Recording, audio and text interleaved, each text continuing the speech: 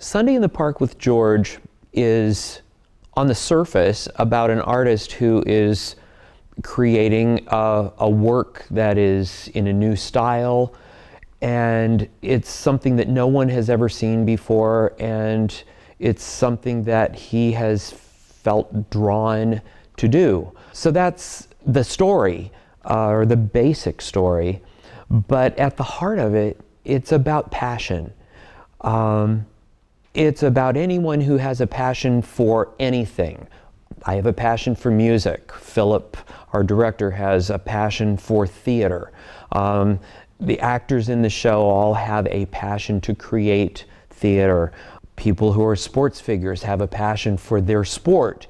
So I think it's something that it really has a universal theme of wanting to excel at what you do.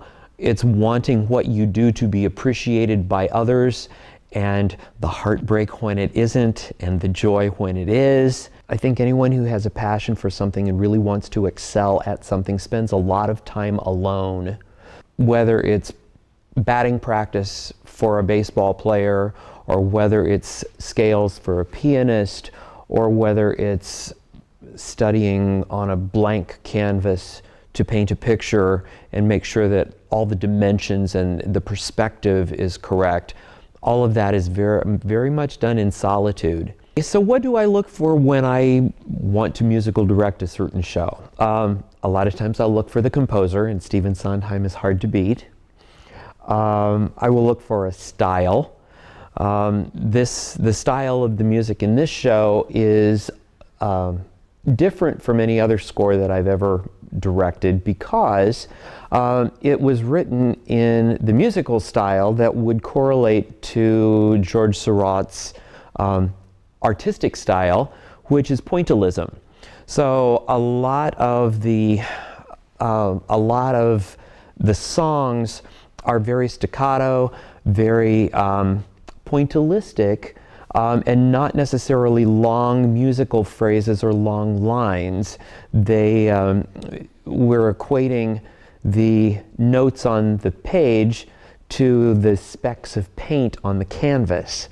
So that makes it very interesting, very intricate, very challenging, and very fulfilling when it all comes together. That's what makes this score a little different than like a Rodgers and Hammerstein Oklahoma, which has definite songs for definite points in the plot of the show.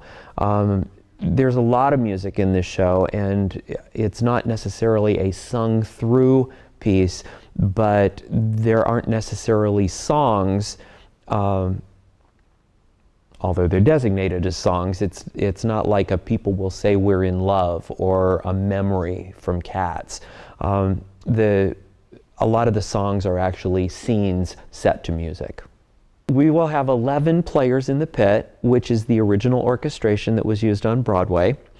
When it was revived recently, it was done with a smaller group of musicians, but we do have the luxury of using the full orchestration.